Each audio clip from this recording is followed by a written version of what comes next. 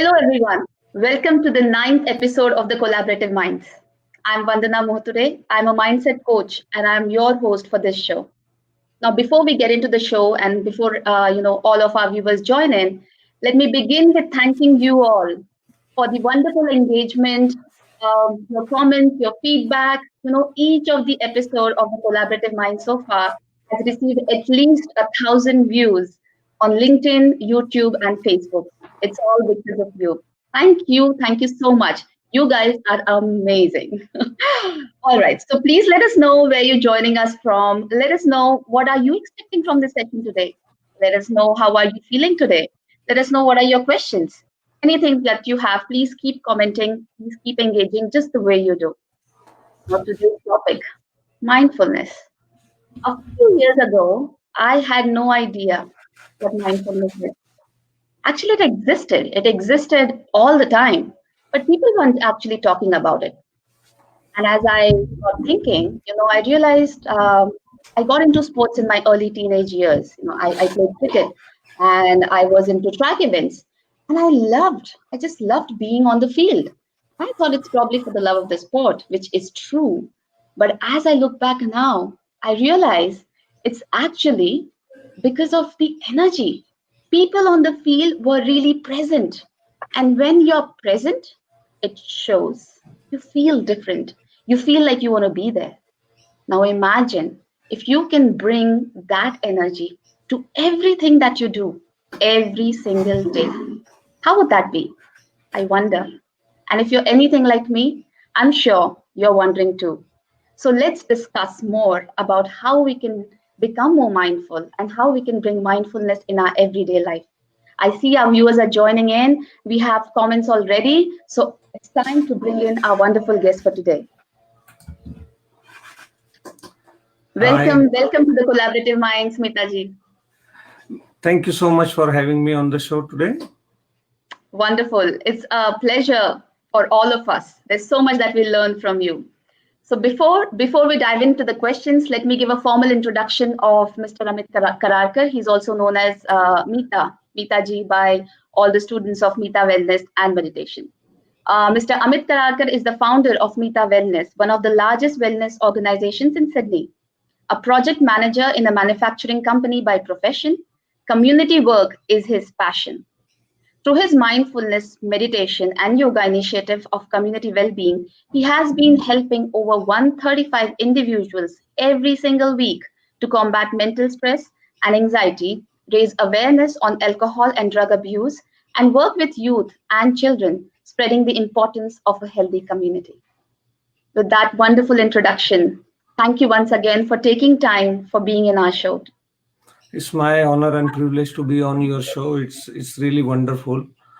This was on my mind from long time to come online, but I was not sure. Like I said in our conversation earlier, that I am very comfortable when it comes to my session, but when it comes to live, I'm a bit camera shy like that, and I didn't know how, because it's very easy to talk to audience when audience is there, but talking to camera is something new for me. So I will try my best to give a justice to your show, and Wonderful. hopefully we can share some insights on what mindfulness is and how it is all about, what it's all about. Amazing. Thank you. Yes, and I do understand, with the Corona time, everybody had to move on to the online world. And this show is also about bringing, use of technology for the betterment of humanity. So what we're doing today by being available to more and more people across the globe, by being online and, doing what we can best do, and having a conversation like, I'm your audience and I'm representing everyone here. So I'll be You are doing really definitely well. wonderful. And we're getting a lot of comments. Everybody's saying hello to you. All right. So let's dive in straight into the session today. Um, Now, I know that Mita Wellness and Meditation Center was launched 2 years ago in 2018. Yes. So can you just walk us through how was it when you started, right at the beginning? How was it? As anything else in nature, you have to sow the seed and see it grow, and it takes a lot of time, hard work, and efforts to grow this tree. and that's it's been amazing journey from last 2 years. And we started with one small meditation center. I still remember that the first session we had was in Parramatta Park. We had no halls, no plans as such. I would not say that it was all planned. It all just happened. It was like thing waiting to be happening. We just thought that, when I am at home and I want to do meditation or yoga, I become lazy. That I get busy in things, and I was not doing it. So idea had popped into my mind: why not create a small group where Mm. group of people sit together, and then with every each other's motivation, then we can at least start something. So the whole idea was to have a small group of people together and start something, putting into everyday practice, so that we are regular. Main was the being regular into this practice, which is very important. So 2 years back we started. I still remember me, Renuka, and my kids. Uh, I had this idea, and then I shared that with my family, and my family said, "Yes, let's do it." So I know the first session, we were preparing for our first session, and we didn't even know that you had to take a permission to do in park and all those things. We just thought we'll meet like a family in the park and we'll just do it. But we did printed some posters on A4 papers. And I remember me, Renuka, and my two kids, we actually went across all the Westmead and posted those on the poles, electric poles, and on the signals on the shops around 11 o'clock in the night. Wow. And we covered almost all the, like, it took 2-3 hours, good hours, to go through all. And by the time we finished it, it was 2 a.m. in the night, and we put all those posters, and then we waited to get the inquiries. And when we had that session in park, only 3 people turned up at that Mm. at that park, and we said, okay, no worries, even 3 people, but we did our best there. And it rest is the history, as they say. It just from there, the people started joining. Then we started in a small group in Westmead, in a small hall. But suddenly it was something like people were waiting, and every week people just multiplied. So first three people, then we had a small, then we had a 10 people, then 15, 20. So we had to keep changing halls every 4 weeks to Mm. increase the capacity. At at one point we used to have 130 people in one place. Wow. So it just keep growing, and as you know, that it was something waiting to happen, something like that. Absolutely. Thank you for sharing that inspiring journey with us all. The key point that I took from your answer was to get started. You Yes. had an idea, you discussed it with your family, which is most important because it's engaging them as well. And then as a family, as a unit, you went out to the community, and it's all about building the community, bringing people together. Yes. And if something is adding value, people keep getting attached and connected to it because it's valuable. So thank you Yes. for sharing that with us. And as you said, rest is history. We have so many viewers also. I see comments, people from students of Mita Wellness. So yeah, there's already a community formed, and people resonate with the values of. Thanks to you, because in my session we do more and we talk less. And this is something where I can share story, I can share what happens and everything, because in session we have a limited time, so we had to do so many things, kriyas and meditation and breathing techniques. And also I don't get to talk to my student as I would get that opportunity today. That's why they were also looking forward that to listen to my story, what brings me here, what happened, and how we started. Is it a community organization? Is it a profitable organization? Is it, what are my aims in future? What do I do? How it is going to fit into their lifestyle?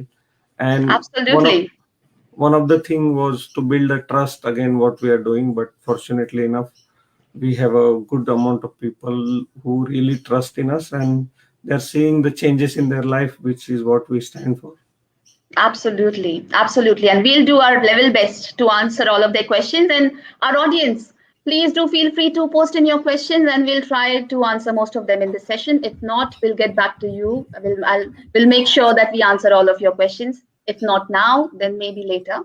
And to all those who are going to see the recorded interview, you as well, please do feel free to post in your questions, and we'll get back to you. So moving We on are and we keeping are the more than curiosity. happy. We Yes, are more than happy awesome. to answer the question. Absolutely. Thank you. So moving on, was mindfulness something that you consciously started, practicing or learning, or is it something that you always did and later realized that it was mindfulness? To be very honest, my story is little bit different than the how I get into it. I absolutely had no idea about yoga and meditation. And if you come to me at that time with a proposal to go to yoga or meditation class, I will laugh you out. So I was not at all into yoga and meditation or anything. But some things happens in your life which brings you. Uh, Now I can look back. I don't know. It's a big story, but I will try to compress it. How I came into yoga and meditation was I I was very ambitious person from childhood. Coming from a very humble background, I had my dreams and I had everything. But looking back, I was always a happy person and always smiling, always having people around. I was more like a people person than a thing person. Like some people like to collect things. They want car and they want money and all those things. For me, that never mattered, because for me, people mattered. Like my family mattered, my mom, dad. I was very closely attached with them. Especially all the relatives, I wanted them to be with me. I wanted to go out, have fun with them. I had lots and lots of friends and big friend circle. So I was kind of enjoying everything what comes. And as I said, that I was very ambitious, that I wanted to achieve. I had certain targets in my life, that I want to go to abroad, I want to do this, I want to do that. And it yoga and meditation was not at all in the equation. So I was not sure what yoga is, I was not sure what meditation is. Things just kept going, and I was very blessed by nature that I achieved all my dreams at the age of 34. Mm. So when I achieved all the dreams, I remember we came here in Australia in 2004, and by that was one of the my dream, one of the biggest dream, to come to Australia, get citizenship. This all happened in 2004 to 2009. It all happened, and when I achieved everything, suddenly I found myself aimless. Now Mm. what do we do after this? Now once you reach, so whatever I wanted, I was just blessed to get it. And at one point, I didn't know what to do with my life anymore, because my life has become routine, going to office, coming back, then having, going to shopping, again coming back. So I kind of lost the interest. There was no life left in the life. It was more mechanical. It was more just doing same thing again and again and again and again. And somewhere inside me, it was saying that there must be something more to this life.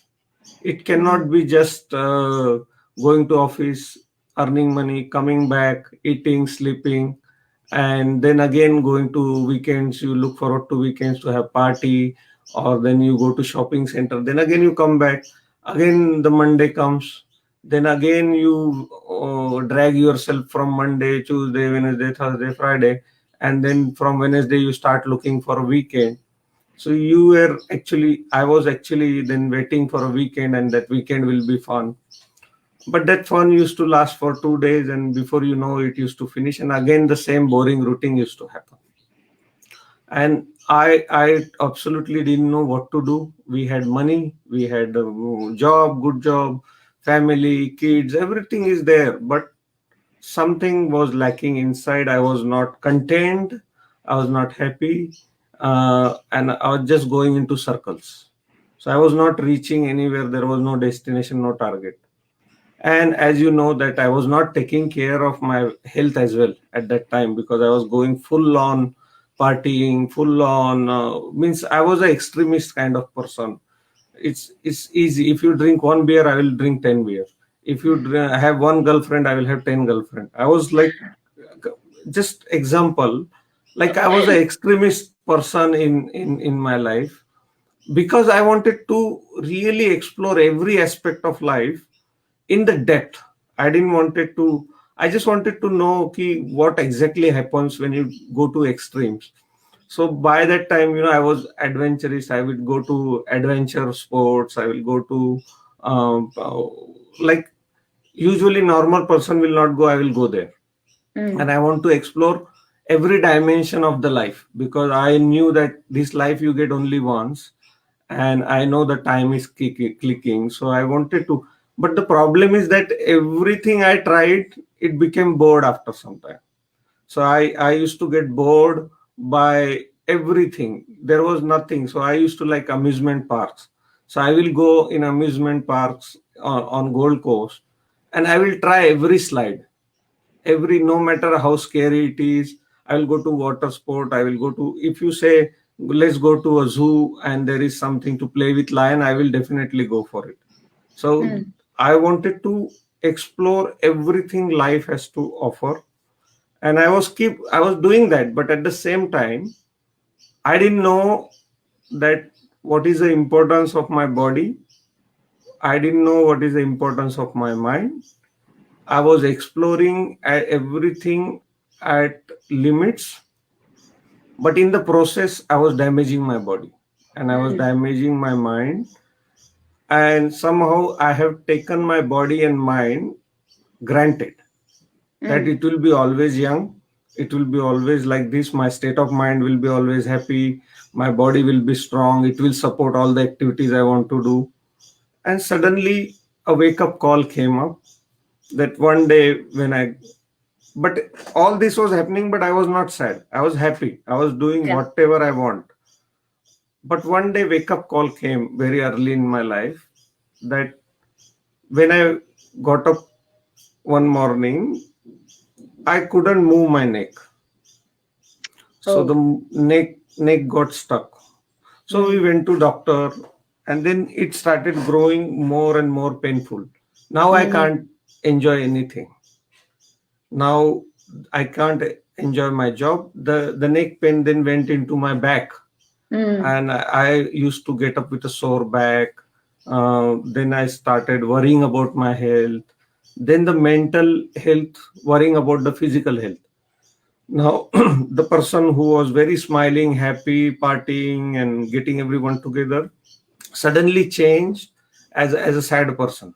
Suddenly changed as a fearful person. Then I went to doctors and did all the tests and everything. But that time it really opened my eyes that medical science doesn't know everything. Before that, I was the person, because I'm a mechanical engineer from science background. My trust is always into the science, and I would say that the gods are the doctor, they can fix everything. So after a lot of tests, MRIs and everything, they couldn't find any possible source of what is this causing all these things. So I lived here for some time then, but then life has become unbearable and I had to go back to India. So after having citizenship, good job, everything, I left everything and took my family back to India. Then we went to doctor there. What is happening? After 2 years of investigation, they came on the conclusion that you have an autoimmune disease called it's like arthritis. It's arthritis of spine, and That the doctor said there is no cure for it. And I was surprised to know this fact, that in this day and age there are something which cannot be cured. So doctor said, don't be surprised, there are thousands of elements which cannot be cured. And that's when I was surprised to know that small things like diabetes, small things like which is very common in people in India, diabetes, blood pressure, these common diseases, they don't have cure. I was surprised to know that all you have to do is manage them. Manage them, yeah. Manage them with your food, your lifestyle, what you're doing, what you're eating, what you're how you're living your life, what time you get up, what time you sleep, and all those things. So I was literally shocked to know this, that medical science cannot help you with certain things which are very common, like blood pressure, like diabetes. And mine was spine. And I was told by a senior rheumatologist in Ambani Hospital in Mumbai that within 5 years I will be immobile. I cannot move. I cannot get up from the bed, and that arthritis is progressing very fast, and it will lock all your joint. Your spine will become like a bamboo spine, and you can't bend. You must have seen people walking like this, like with the bent people. They can't go straight like this. So with that, you can't do job. You can't drive car, and they say this is start, but it is going to end very bad for you. And if you don't take care now, it will progress. Within 5 years you will become immobile completely. And I am having these two beautiful children, small children, and all my dreams, everything just shattered, everything. Because that time I came to know that although we think that we get pleasure in outside world, unless and until your body and mind is fit, you cannot enjoy anything. You can have $1 million house, you can have $1 million bed, you can have kids, you can have office, everything. But if you are not happy, or if you are not blissful inside, nothing will matter. You can buy the bed, but you cannot buy the sleep. And that's what was happening. I had everything, but these elements will not let me enjoy anything. I couldn't enjoy vacations, nothing. That time I realized that my happiness, or any happiness, anybody's happiness, actually is based on how his body is, how his mind is. We usually think outside matter gives us happiness, outside things gives us contentment or blissfulness, but it is all how you feel in your body. If you are comfortable in your body and mind, then only you can enjoy everything. Otherwise, and I learned that hard way. Yeah. Thank you for sharing that. I mean, I'm sure our audience here is also relating to it, that, there's so much going on in your life. And as you mentioned, there's just so much that we want. There's so much that we want to gather. And everyone has aims and ambitions. Like, don't get us wrong here. Everyone has aims and ambitions. But as Mitaji told here, he mentioned here, and thank you for, being so frank and sharing it with us, that he wanted to experience everything in the extremes. And as they say, if you don't squeeze life out of your days, then life will squeeze you. So Yes. it's in the same way that if you don't have the wake up call, then life will give you a wake up call. So as he mentioned, that you can have a choice of learning it the hard way, or you can strike a balance and go, like, have a good share of going for your goals and ambitions, but also taking care of your health and becoming aware. Awareness, I feel, is the key. And medical science definitely doesn't have a solution for everything, but the fact that you become aware of it when you go through those checkups, you become aware of what is going on, so that then you can better manage how you can manage it. So thank you for sharing that. And I see a lot of people here are like really wowed by the journey. Like, what can, Jaan hai to jahan hai. Here's a comment from Mr. Rajiv Ved. Say, well said. Yeah, inner peace, bliss, joy. It's more than $1 million bed, definitely. There's this message from Mr. Darshan Patel, the founder of Circle of Legends. Thank you for attending the session. Wonderful. All right. So let's move on to our next question now. From that journey of yours and your realization of mindfulness, and when you learned about yoga meditation, then you thought about sharing that with the community. Now, establishing an organization like Mita Wellness, I'm sure it takes a lot of collaboration. So what is your key mindset strategy to achieve that level of collaboration? To be very honest, I had, as I said, that there was no plan. There was no plan of making Mita Wellness what it is today.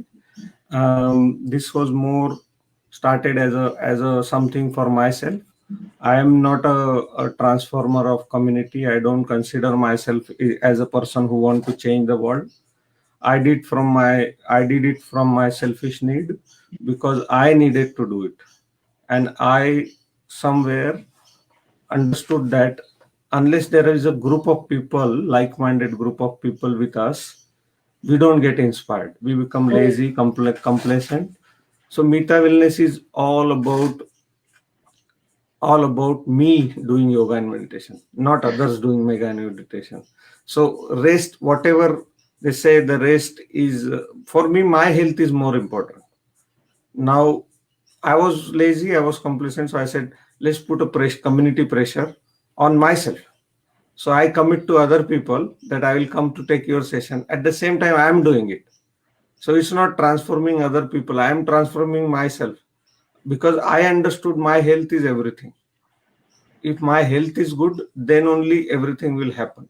But obviously, as you said, that people then started connecting. But just before that, I will tell you one thing. Before going into how we started Mita Wellness didn't start like this. There is a beautiful thing I experienced before starting Mita Wellness. So it's not something I one day just thought, okay, let's open Mita Wellness. It's not like that. When doctor told me that medical science cannot help you, then I had one friend who said to me, try meditation. And I was laughing like anything. I said, are you crazy or what? I have a physical problem. I have a physical pain. I can't eat, I can't sleep. Now, what meditation will do into that? Because my conception about meditation was that it is for peace of mind. And I was telling him that if I have pain in my body, how can I have a peace of mind? So the physical body was more important than the mental body. And I had no clue. So he said, see, I mean, you now, doctor, you don't have any option. Doctor said no to you. Doctor said nothing can be done. You have to take a drugs. You have to take a high dose of medicine, which actually have a lot of side effects. So if you take arthritis medicine, it has a lot of side effects. Like your digestion goes wrong, you don't feel good, and everything. Pain will not be there, but quality of life goes down. And I didn't want it to sacrifice on quality of life. I just wanted to get rid of this pain. I did wanted to get rid of this fear of being immobile. I would actually ask doctor to give me a dead bed if I become immobile. I'm that kind of person. I cannot live without going out or having good time. So he said, now doctor said, you can't do anything. So why not give a try to meditation? That's what he said to me. And I said, okay, marta kya na karta is like that. So I said, okay, let's go. And even my friends from my old life, if they see me doing yoga and meditation, they would not believe it that this person can do yoga and meditation, because my conception was yoga and meditation is for old people. So when everything is finished in your life, you go and do yoga and meditation, and young people doesn't need to do. That was my concept about yoga and meditation, that it's not for me. But I was forced by my friend, God bless him. And next 8 years, I searched for my answer. That why this happened to me, what is the reason. 8 years I traveled across the India, from Jammu Kashmir to Kanyakumari, from Mumbai to Calcutta. I visited Sadhguru Ashram, I visited Art of Living, I visited Ramakrishna Paramhans, you name it, I have done it. Brahma Kumaris and Vipassana and everything what was available there. Because as I said in my earlier sentence, that I am an extremist. So when I start about something, to say that, knowing your extremist nature, I'm sure you explored like everything that's out there. So I went and I kept changing places. I will try this, I will try that. But I started getting some results.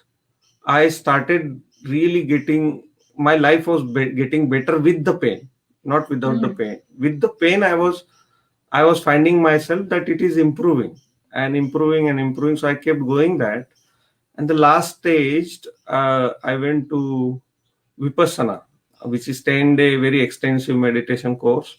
I am a talkative person, and that was to say stay silent, cut off from all the people, cut off from phone, no nothing. It was the hardest thing for me. And that also was forced by that friend. So he said, I will come with you. And he didn't come to me. He just registered myself, and he actually pushed me to go. And the day I went there, I was cursing him and cursing myself. That why did I sign up for something which I cannot do it, because 10-day keeping quiet, no phone, no nothing, no contact with other human beings. No, it is one of the hardest meditation you do. I was cursing him.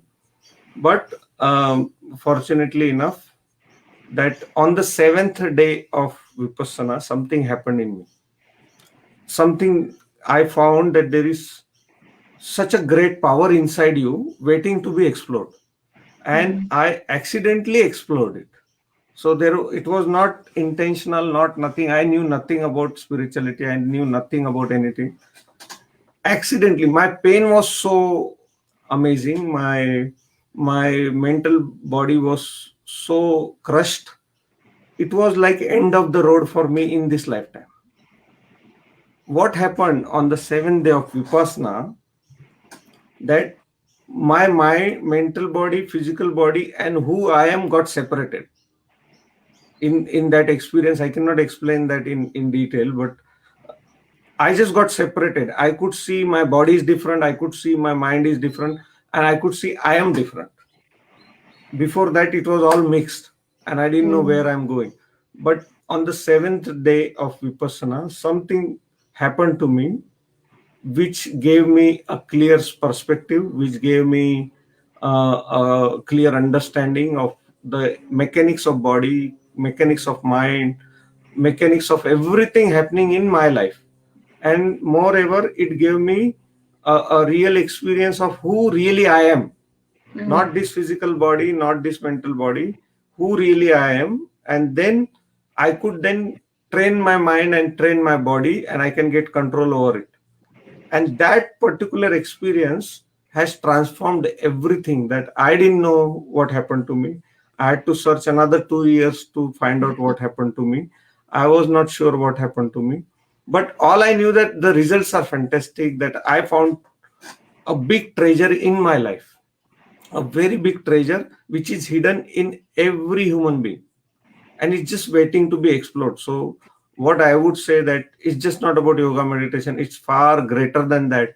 Body and mind elements are very small in front of that. And when that came, that key I got, the key of happy life. And then I started, okay, if I got it, everyone must have it. If I can come out of such a misery. I remember going to the same doctor after 2 years, and they did perform all the tests, and they stood up from their chair and they said, your entire disease has reversed. You have all your tests have come normal. All autoimmune disease has gone. Now your flexibility is more, and everything within 2 years, everything got changed. And now I'm sitting in front of you after 10, 12 years, where doctor has said within 5 years you will be immobile. Now I'm sitting, not only I'm dancing, I'm moving, I'm inspiring other people. That doctor just said, I cannot believe this, what happened to you. That all the test has come normal. So that was the power of going to yoga and meditation, that it can actually reverse all your elements which exist in your body. Beautiful message, and thank you so much for sharing that. Wow, I'm here thinking that wow, everyone wants to experience this, and I'm sure our audience feels like that too. And here's the little secret: the magic is within you. Don't Yes. look for it outside anywhere, as Mitaji shared with us. It's all within you, it's all inside of you. So either Yes. life gives you a call, we can wait for that, or we can look for it within ourselves, develop the self-awareness, work towards it, and explore, get curious that what else can I do. And I believe that all of us do have that whisper inside of us which keeps Yes. coming up every now and then. Do we pay attention to it? Do we really give thought to it, voice to it? Do we rather focus on what's going outside there versus what's going inside there? So I see so many comments, and already there are questions that people want to know. And I see, being mindful of the time, we'll soon be getting into the questions. So thank you so much for sharing that and inspiring all our audience. I see they're all elated and they all agree with you that health is the ultimate wealth. And no matter what we want to gather for ourselves, we all know that one day we have to leave this planet and go somewhere else probably. But it's all about aligning our mental, physical, and energy body and sharing that with everyone. So moving on, one last question for you before I start taking questions from the audience, because Sure. audience is king. So we'll start taking questions from them.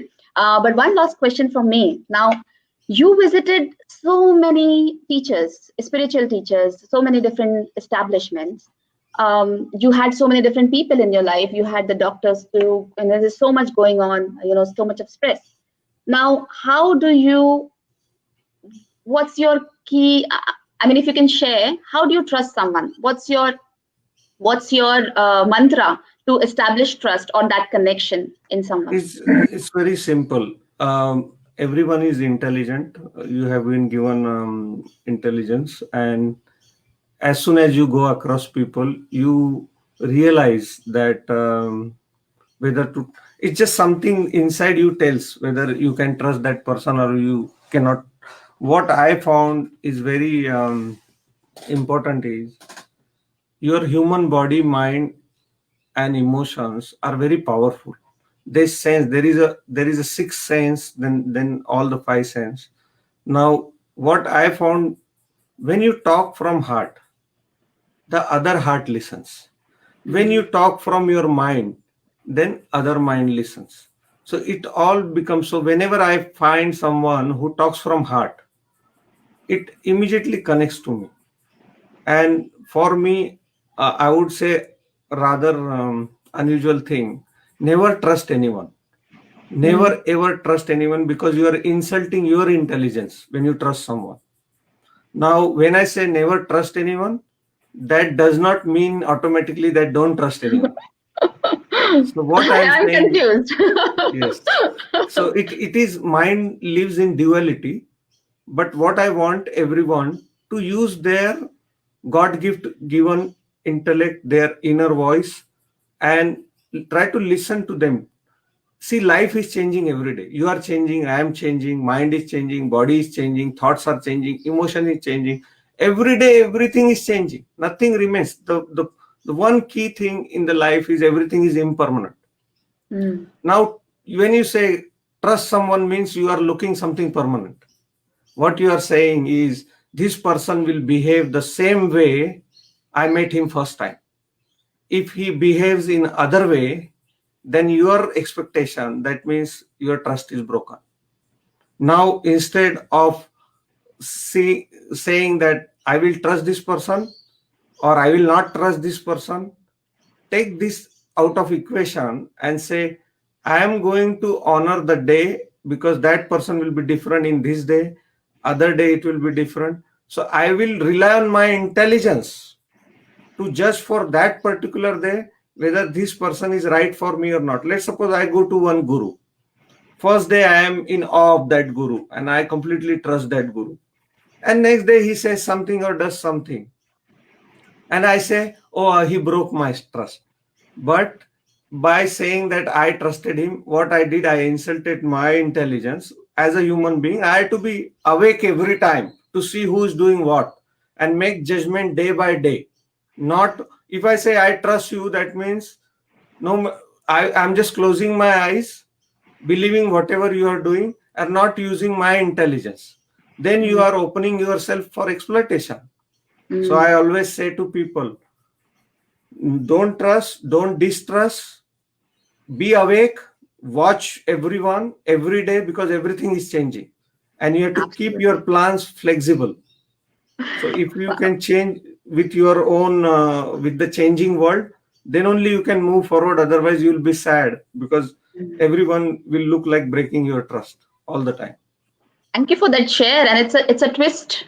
It's a twist given, and I love that perspective as well, because I am a big promoter of trust. As I've always spoken to you about it as well, and for me, it meant trust begins from self. I feel that you cannot trust the other if you don't trust yourself. But what you expressed and what you explained here for all of our audience, it's not being blind about trust. When you say, it's not giving a label when you say you're True. trusting someone, it's about Yes. trusting your being and being present to that person, becoming really aware of what's going on in the world and what threats you might need to adhere to, and trusting yourself that you have the capability to stand up for Yes. yourself, take that decision, and Yes. protect yourself and your people. All right, Yes. so let's start taking questions from everyone. I know that early on in the session itself, there was one question. I'm going back to it. Give me some time, viewers. Uh, so many comments from everyone. Okay, here it is from Arturo. This is coming from LinkedIn. Do you think the meditation can help in mental sickness? See, first of all, one has to understand what mental sickness is. I think that's what it is saying. What is mental sickness? When you look at, because people call mental sickness to anxiety, depression, what you call schizophrenia. There are various types of mental elements. We gave a big name to them. For me, it's not like that. For me, it's that a human being is made out of three things. One is a physical body, one is a mental body, and one is an energy body. So you know this physical body already, because you can see it, you can feel it. Then comes the mental body. You can experience the mental body as well, which is your thoughts and your emotion. Then you can experience the energy body also. You can see my energy is high, my energy is low. So because people do not understand the mechanics of this body, which I call human engineering, that how does my physical body work, how does my mental body work, how does my energy body works, how they gets combined together and performs one act. When you know the mechanics of these three bodies, then you become an engineer of human engineering. Now, when it comes to mental sickness, when we say mental sickness, is just simply in simple word, when your thoughts are not aligning with your physical body, or when your thoughts are not aligning with your energy body, when there is a friction between these three bodies, we call sickness. It's that simple. If my energy body is not aligned with my mental body, if my mental body is not aligning with my physical body, that is what we say dysfunction in a human being, and that dysfunction is called sickness. Now, when I say mental sickness, that just means that there is a friction in me, that my mind says something, my energy supports something, and my body does completely different thing. So when these three things are on their own going on a different path, that is we call sickness. And yes, answer is yes, the meditation will not, I how do I put it? It's very difficult to put in words. Meditation help you become aware of what you call sickness is not sickness. It's just a disalignment between your mind, body, and energy. So in that term, it will help you to understand the inner engineering, inner mechanics of this body, mind, and energy. And obviously you become more empowered then to handle them. And Absolutely. definitely it can help. But Very. there are some very fine things in meditation. What real meditation is, it's not usually meditation. People think, oh, closing eyes and watching something or doing something. No, meditation is completely different. It can be done every moment of the time, walking, eating, sleeping. Meditation is not what usually people think about meditation. Thank you for answering that. And through, I'm sure you got the answer. And as Mitaji mentioned here, that it's aligning your mental, physical and the energy bodies. And sometimes our physical body becomes incapable of, say, releasing certain hormones or functioning in a certain way, for which we might need medical help as well. And it's becoming 100%. aware. Meditation gives you the brings, as was just explained in our answer now, that meditation brings you the awareness to take those mindful decisions which will help you feel an overall well-being for you. So It's wonderful. just like it's just like doing a gardening. When you do gardening, either you spray on top of the plant to take care of all the diseases, or you go on the roots and fertilize that ground and take care of the roots. If you take care of the roots, the plant automatically flourish. Then you don't have to worry about all other elements. But if you just keep spraying on the plant and don't change the roots, the diseases will keep appearing. So meditation is something which goes to the root and actually make that plant healthy. Beautiful. That's so beautiful. The foundation, everything, or as we all know, the base is the most important. So having a solid foundation, meditation contributes straight to the core. So it is helpful no matter what. Moving on to the next question. The question is, tell me, Mitaji, if anyone doesn't have a wake-up call, is it still necessary to do yoga or meditation? See, I will tell you this. Not many meditation teacher or yoga teacher will tell you this, but I can tell you this. If the scale, how do I measure somebody's progress in yoga and meditation? The scale is very simple. If my practices, what I teach, if that brings smile to your face all the time, if that brings happiness and contentment in your life, if you don't feel emptiness inside you, if you feel you are blessed one, content one, and you spend your entire day happily, then you don't need yoga or meditation. As simple as that. If your energies are aligned, your mental body is aligned, your physical body is aligned, then you absolutely don't need any meditation or yoga. The scale is this. You ask yourself, am I being happy all the day? Is other people's opinion matters to me, or they hurt me? Am I resentful? Am I free spirit, or do I have hatred against someone, or do I feel physical pain? Do I feel emotional pain? Do I feel emptiness in my life? Do I feel less content, and do I feel that there is something more to the life? If you don't feel all these things and you are happy, you are very happy go lucky person from morning to evening, and you sleep well, no need of doing anything. Wow, now that answer just covers everything. I'm not sure how many people would fall in the category that nothing's going on. Very But hard, yes, very hard. it's very Because difficult. your mind and body are so powerful that it's one in million people you'll find like that. Absolutely. And the fact that if by chance someone's not feeling that way means whether they're aware or not, they are practicing meditation in every Yes, moment. yes, That means whether yes, 100%. they're not aware that that's what it's called, but they I are was being like very that. present. I was more meditative before coming to meditation. Yeah, I so was it's being I was present. full of life. See, this being present is also very interesting. Many people come to my meditation, they learn this be present, don't think about past and future. But that's completely wrong. There is a complete process for that. Just by being present, where else you can be? You cannot be in past, you cannot be in future. You are always in present.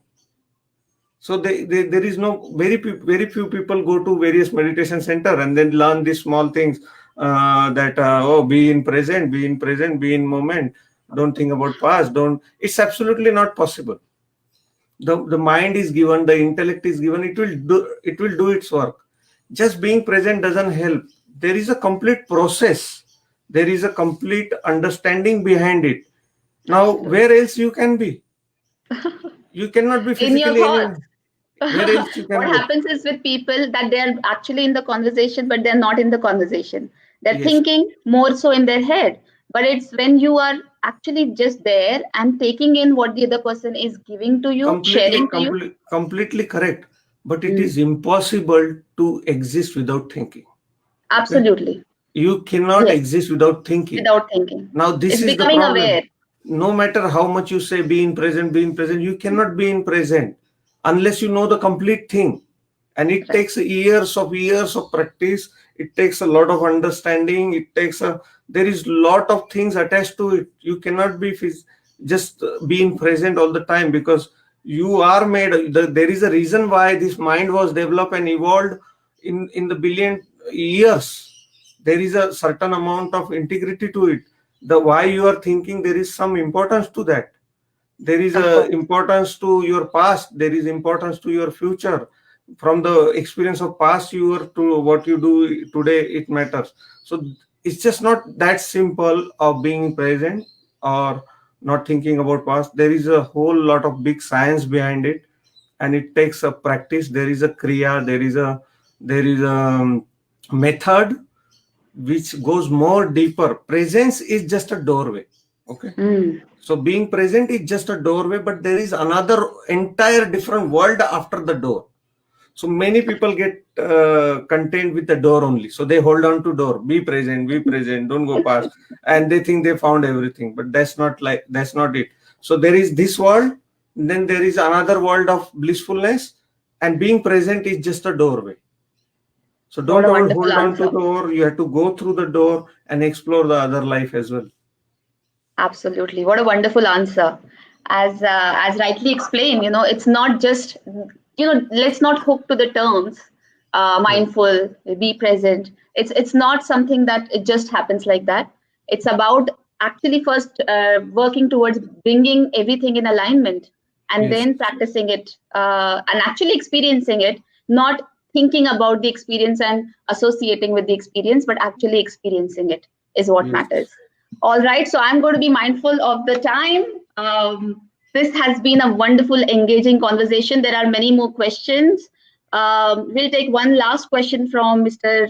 Bedse here. Like, do you follow any particular path, that is Sadhguru, Shri Shri Ravi Shankar Ji, Brahma Kumaris, or anything like that? And for our audience Mm. sake as well, how do they decide what to go, which way to go? See, again, I will tell you that do not follow anyone, okay? Uh, Following someone means you are losing your own identity, okay? Never lose your own identity. But because you don't know what exactly it is, it's life is like a garden, and there are various roses and flowers, okay? So I cannot say Sadhguru is more beautiful than Ravi Shankar, or Ravi Shankar is more beautiful than Brahma Kumaris. You go, when you can have all of them, why choose one? Go to everyone, try everything, go to the extreme level of your nature, and when you have done all your thing, then whatever aligns with you, you then follow that. And I will not use this term follow. You be aware, be intellectual, be present, and keep your eyes open. You measure on your own self. If I'm doing this kriya, if I'm doing this meditation, if I'm doing this yoga, is it bringing joy in my life? Am I becoming a wonderful person? Is it adding more energy to my life? Is it, or I have become more see, one of the risk about meditation and yoga and spirituality is that you don't know when you lose path, when you go on the wrong path. In this also you can get lost, and that is more harmful than getting lost in a normal life. So don't follow anyone, trust your own instinct, feel that what you are doing is making life. How do you measure that? Ask your wife, ask your children. They will tell you whether you have become a more some people get up at 4 o'clock and doing bhajan and kirtan and disturbing everybody's sleep. No, it doesn't matter which guru you follow. If you are doing that, you are on the wrong path completely. So you have to measure it from your family. Is your family happy with whatever you are doing? Are they feeling that love in you? And if the answer is yes, then follow the person you are following. But I will again very strongly say, do not follow. When you say follow, means blindly trusting someone. You follow your own intellect, you follow your own identity. You say, okay, everything is going to change. Today I might like this, tomorrow I might like that, tomorrow I might like that. So be flexible in your attitude. Don't just get stick to it, but explore everything. And for me, I do not follow anyone, but I respect everyone and I admire everyone and the work they're doing. Wonderful answer. Thank you once again. I see there are few more questions, and we'll get back to them probably after the session. We'll make sure that we answer all of those questions. So thank you, Meeta ji. Thank you for being here in our today's conversation, and thank you for sharing your journey. Thank you for sharing your beliefs, and also questioning everyone's beliefs and making them go back and rethink really what is important and what most important key takeaway. There's so many takeaways from this session today, but the most important takeaway for me right now, right here, is that it's all you. You individually, who you are, you have all answers within you. Trust yourself, trust your intellect, trust your heart, trust your intuition. Go with it, try out everything, explore, and decide for yourself what works for you. Yes, So, on and that, we promise our audience that we will give some tools and techniques. Uh, uh, I'm not sure if you want to end the session now or do you want to take some more question. I think 1 hour is not enough time for exploration of this kind of things. I think we should absolutely, have more sessions like this, and we can cover topic by topic everything. This was just definitely. a general view, but we did promise our audience that they will take something away from this, because I don't want you to go without taking something out of it, your life. So Absolutely. what I want you to understand this is, you leave everything what you know about meditation, leave everything what you know about yoga. Okay, whatever you know about yoga and meditation is just a definition. It cannot be put in a definition or belief system. So what first you need to understand that yoga and meditation is not about closing the eyes and sitting in one place and saying om om om om. That's not yoga and meditation. Yoga means union. If you search Google, it says yoga means union of mind, union of energy, and union of your body. If you can make a union and align them together, how do we do that? It's very easy. You don't need any big master to tell you this. All you need is continuous practice. I am going to give you some tips. If you have pen and paper, write it down, because your mind has 70,000 thoughts every day. You might forget these things. Very simple thing you will do. What you will do is bring mindfulness in your life. How do I bring mindfulness your life? Now, very easy thing you can do bringing mindfulness is sit in front of your husband and wife and watch his or her face for 5 minutes without any judgments, without any thoughts, without any analysis. Just see the person you married or see your children, how they have changed.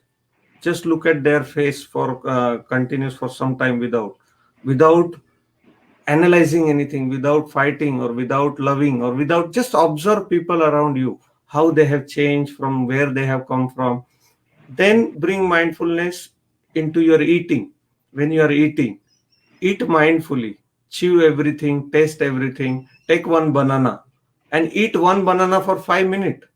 Usually you will just put banana like this in 20 seconds. Eat that banana mindfully for 5 minutes. Bring this small, train your mind. Eat banana mindfully. When you drink water